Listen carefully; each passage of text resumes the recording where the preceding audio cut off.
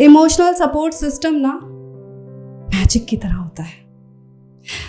कोई अपना सर पर हाथ रखकर या गले लगाकर सिर्फ इतना कह दे, तुम कर लोगी, सब अच्छा होगा। हाय, अभी ना सेकेंड ट्राइमेस्टर चल रहा है। फर्स्ट तो बहुत चैलेंजिंग था, सब कुछ मैनेज करना बहुत मुश्किल था। अब मूड स्विंग्स नहीं हो रहे, मगर मैं आजकल इमोशंस के एक रोलर कोस्टर राइड पर हूं। ऐसा लगता है कि मैं किसी और ही दुनिया में जी रही हूं।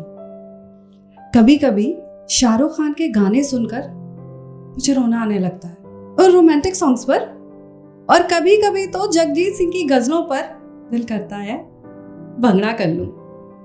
पहले मुझे चॉकलेट्स बिल्कुल पसंद नहीं थी, और आजकल मेरे रूम के डस्टबिन में सिर्फ चॉकलेट के रैपर्स दिखते हैं।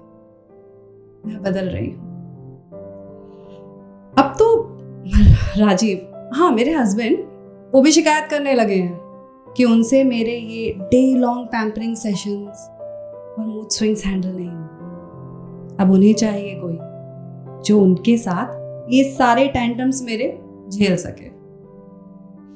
मुझे ना एट ऑड आवर्स अजीब अतरंगी फूड आइटम्स के लिए क्रेविंग्स होती है। जैसे ब्रेकफास्ट फिनिश करने के तुरंत बाद अगर केसर पिस्ता कुल्फी मिल जाती तो क्या मजा आता। आधी रात को क्रिस्पी पनीर पकौड़े विद शेजवान चटनी। राजीव सब कर रहे हैं। घर में 2 हाउस हेल्प्स भी हैं जो पूरी तरह से मुझे पाल पोस कर मम्मी बनने के लिए तैयार कर रही हैं। मगर लास्ट चेकअप पर हमारी डॉक्टर ने कहा, जो पहली बार पेरेंट्स बनते हैं ना, उनके पास एक इमोशनल सपोर्ट सिस्टम होना बहुत जरूरी है। और मैं सोचती थी कि राजीव और एक अच्छा मेडिकल सपोर्ट सिस्टम काफी है हमारी इस जर्नी के लिए, मगर मानना पड़ा मुझे, इमोशनल सपोर्ट सिस्टम ना मैजिक की तरह होता है। कोई अपना सर पर हाथ रखकर या गले लगाकर सिर्फ इतना कह दे, तुम कर लोगी, सब अच्छा होगा, तो वो सिर्फ एक तसल्ली नहीं, गारंटी जैसा लगता है। और आप उस रास्ते पर चलते हुए जीत हासिल करते हैं। मुझे याद आया जब मैं 4th स्टैंडर्ड में थी, तो रा को ला बोलती थी। मेरा कबूतर नहीं कबूतल था। पापा परेशान थे काफी। मेरे फ्रेंड्स हंसते थे, रिलेटिव्स मजाक बनाते थे, और पापा चुपचाप एक स्पीच थेरेपिस्ट ढूंढ रहे थे जो मेरी जबान साफ कर दे। और वो एक सीक्रेट मिशन पर निकली हुई थी।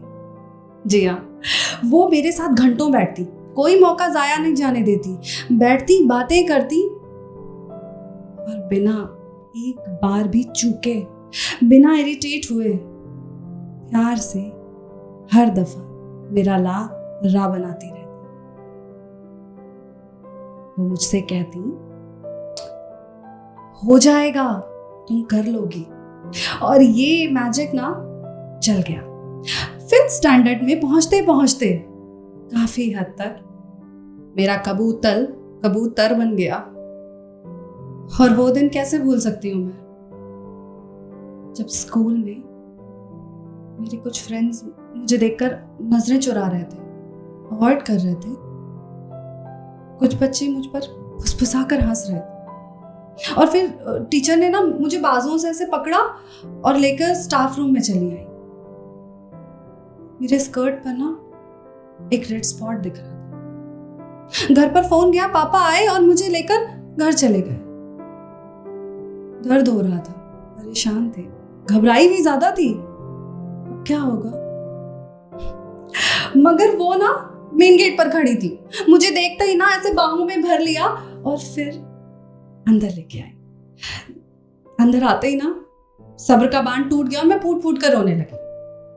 तो उन्होंने मुझे एक गरम हल्दी वाला दूध का ग्लास थमाया और धीरे धीरे बताया कि क्या हो रहा है, क्या बदल रहा है। अब डिस्कम्फर्ट था, दर्द था, मगर वो सब शरीर में था। मन में तो वो था ना, तू कर लेगी, सब अच्छा होगा। पता नहीं कितनी देर तक मैं इसी तरह यादों की गलियों में घूम रही थी, और फिर राजीव और मैंने एक दूसरे को देखा और मैंने घर पर कॉल कर दिया। पापा ने फोन उठाया। मैंने कहा, पापा वो टिकट करा दीजिए ना। पापा बोले, अरे कैसी बात करती हो बेटा, अब तो उम्र हो गई है उनकी, अब तो सुनाई भी नहीं देता। हम तो खुद उनका इंतजाम करने के बारे में सोच रहे हैं, मगर ऐसे कहीं तो नहीं भेज सकते ना। मेरी मालती मौसी, जब मैं 3rd स्टैंडर्ड में थी तो माली काका कहीं से लेकर आए थे। उनको उनके पति ने घर से निकाल दिया था क्योंकि वो मां नहीं बन सकती थी।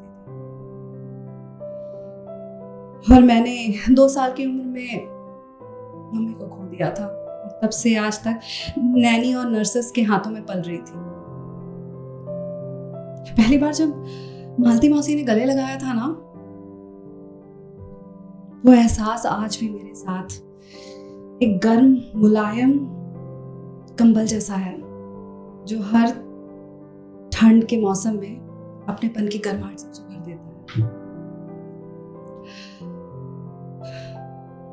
मैंने पापा से कहा, इससे बेहतर इंतजाम और क्या होगा। वैसे भी मुझे उनसे काम नहीं कराना, एक इमोशनल सपोर्ट चाहिए, एक ऐसा हक जो ये कहे तुम कर सकती हो, सब अच्छा होगा। मैं रिया, मेरा 2nd ट्राइमेस्टर चल रहा है।